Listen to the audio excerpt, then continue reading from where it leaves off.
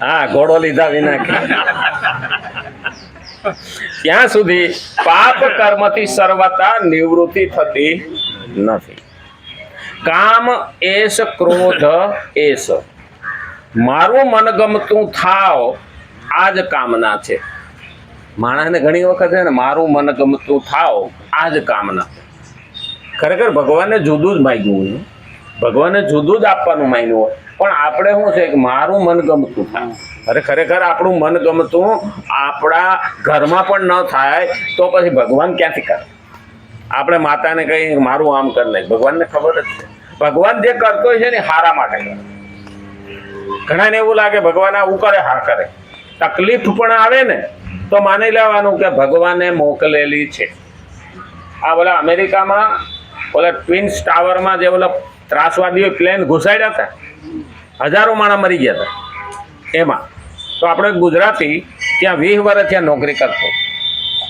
હવે 108 માળની બિલ્ડિંગ, એવી 2 બિલ્ડિંગો હતી અને એમાં એ પ્લેન ઘુસાડ્યા હતા અને 2 બિલ્ડિંગો આખી પડી ગઈ અને એમાં બધા ડટાઈને મરી ગયા. એમાં એ નોકરી કરતો. તો તે દિવસે નાવા ગયો સવારમાં અને લપસીને પડ્યો ને પગમાં ફ્રેક્ચર થઈ અને ભગવાનને ગાળો દેવા માંડ્યો. 20 વર્ષમાં કોઈ દિવસ કે મારી ગેરહાજરી નથી, આજે ભગવાન કે તું નકટો છો, મને પાડ્યો અને મારો પગ ભાંગ્યો, હોસ્પિટલમાં નાખ્યો. એને ઓપરેશન થિયેટરમાં લીધો, કમ્પ્લીટ કરી, પ્લાસ્ટર કરી અને ખાટલા ઉપર લાયા ને તો પલંગની સામે ટીવી હતું, ચાલુ કર્યું, સમાચારમાં આવ્યા ટ્વિન્સ ટાવર શું કે હા ત્રાસવાદી હુમલો થવાથી હજારો માણસોનું મૃત્યુ. હાય ભગવાન હું બચી ગયો. અરે પણ તારો પગ ભાંગ્યો એમાં ભગવાને તને રોકી દીધો. એટલે યાદ રાખવાનું કે જેનું મૃત્યુ નહોતું એને ભગવાને બચાવવા હાટું આ નાનું દુઃખ. તો આપણે નાનું દુઃખ આવે ને કે કોઈ પણ તકલીફ આવે ને તો એની પાછળ મોટો ફાયદો હોય છે. ભગવાન કહે છે કે બેટા હું તને અહીંયા રોકી રાખું તો આગળનું રોકાઈ જાય. પણ આપણને એ ખબર પડતી નથી. આપણે તો તરત ભગવાનને ગાળો દેવા માંડીએ. અરે મારે આવી ઈચ્છા હતી ને આમ થયું ને તેમ થયું. જીવન મળવું મુશ્કેલ છે. અને એ માણસે જ્યારે ટીવીમાં ઇન્ટરવ્યુ આપ્યું ને ત્યારે એને કીધું કે મેં તો શરૂઆતમાં ભગવાનને ગાળોની વરસાદ કીધું. સનાતની આપણો, આપણી બાજુનું ગુજરાતી, આપણો સનાતની. અને એ માણસ 20 વર્ષ ત્યાં નોકરી કરતો, છતાં એનો વિશ્વાસ ડગી ગયો. ભગવાને મને આમ કરી નાખ્યું, ભગવાને આમ કરી નાખ્યું. જ્યારે એને આ થયું ને ત્યારે એને કીધું કે 100% મારા પગનું ફ્રેક્ચર કરીને ભગવાને મને જીવત દાન આપ્યું છે. માણસો બહુ ભગવાનને માનતો હોય ને છતાં પાછો ફરિયાદ કરવા એની પાસે જ જાય, તું કેમ આવું કરે? એટલે ભાઈ એની પાછળ એક કારણ હોય. અમારે એક દર્દી હતો ને, બહુ શ્રદ્ધાળુ વિશ્વાસુ એનો છોકરો. તો એના બાપને ડાયાબિટીસ હતું, તો પગ કાપવો પડ્યો. હવે ઢીચણથી પગ કાપે એટલે એક પગ તો વયો જાય. પણ એ એના બાપને એટલો બધો પ્રેમ કરે ને તો મને કે આજથી ભગવાનની ભક્તિ બંધ. કેમ? તો કે હું મારા બાપને એટલો બધો પ્રેમ કરું છું ને એનો પગ કાપવો પડ્યો કે આ ભગવાનને એટલી નહીં અકલ હોય. સાચી વાત છે. હવે એના બાપાને તકલીફ થઈ ને એટલે બીજી વખત લઈને આવી. એટલે મેં કીધું આને આપણે તપાસ કરાવી લઈએ.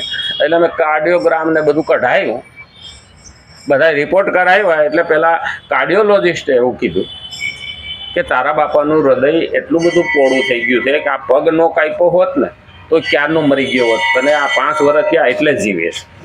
કારણ કે હૃદયને કામ એટલું ઓછું થઈ ગયું. તો હે ભગવાન કે પગ લીધો પણ મારા બાપાને ત્યાં જીવતો રાખ્યો, પાછું માનવા માંડ્યું. બોલો આપણું એવું છે. ઘડી થાય તો કોળિયા ઊંધાઈ નાખીએ ને ઘડી થાય પાછું સીધા કરીને 2 કોળિયા વધારે કરીએ. એટલે પણ તને સમજણ પડે નહીં. એ ભગવાન પણ ના કીધું તું કે ભગવાન મને મારો બાપ 5 વર્ષ રહીએ તો 7 વર્ષ તો રાખ્યો, એને 7 વર્ષ રાખવો તો કંઈક તો લેવું પડે ને. એમને થાય આ ભાડું ભર્યું ત્યાં ભાઈ, તારા બાપનો પ્રેમ તારે જોતો તો 5 વર્ષ તો તે ભગવાનને વિનંતી કરી હતી. એ ભક્તિ કરતો હતો, હારામાં હારો વિશ્વાસ હતો. પણ એ વિશ્વાસ ડગી કેમ ગયો? કારણ કે ભગવાન કહેવા નથી આવતો, એ પોતાના કર્મ મારફત ભગવાન આપણને મદદ કરે. પણ એવી ઓળખાણ તો ભગવદ્ ગીતા વિના તો આપણને આવતી નથી. એટલે દરેક વસ્તુમાં આપણને ભગવાને બતાવેલું છે, બેટા હું તો તારી પડખે જ છું. તને એમ લાગે છે કે મારું ખરાબ કરે છે, ના, એની પાછળ સારું પણ કરતા. એક વસ્તુ ખરાબ થાય તો સારું પણ ખરાબ. દિવાળી ઉપર બહુ મીઠાઈ ખાય ને છોકરું, તો માં છે ને અમુક મીઠાઈ ભરી અને બહેણીમાં આધર મેલ દે. છોકરું માગે ને તો એ માં દે નહીં. હા, લે આખા આખા, એ મને નહીં ભાવતું, એ કડવું લાગે છે, નહીં ખા. શું કરવા કે બહુ મીઠાઈ ખાવાથી છોકરો માંદો પડશે તો દવા ખાઈને એના શરીરની બગાડ થાય. એટલે માં છે ને અત્યારે મૂકી દીધી છે બહેણીમાં, ડબ્બો ભરીને મેલ દીધો, મને એમાંથી દે, નહીં મળે.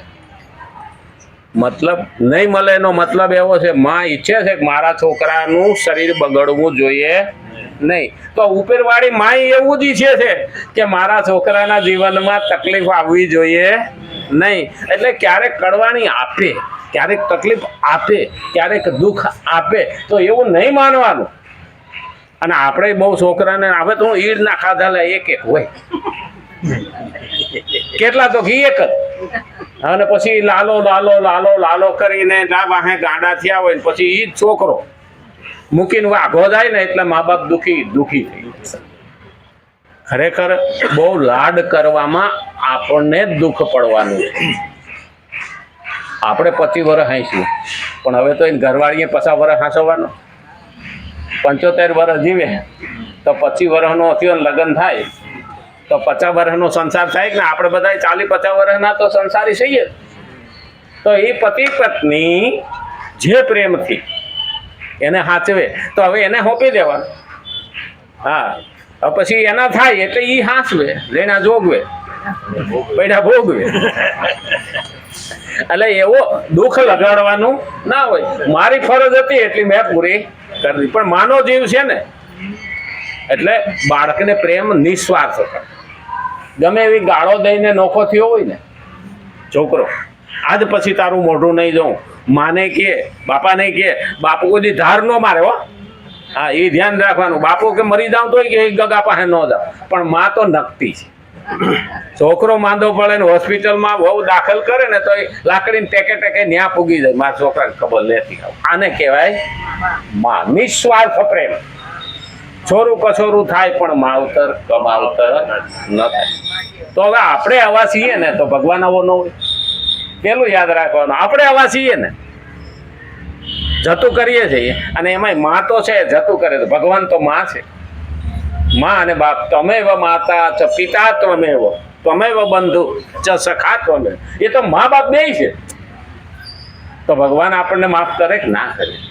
નકરો ખાઈને આપણી પાસે આવે કે ન આવે, પણ આપણે એની ભક્તિ કરી હોય તો. બહુ મહત્વનો પોઈન્ટ હાલે, પણ આજ તો ટાઈમ આવતીકાલે રામચંદ્ર ભગવાન કૃષ્ણ કનૈયા, ગજાનન ગણપતિ ભગવાન નમઃ. પાર્વતી પતે હર હર મહાદેવ.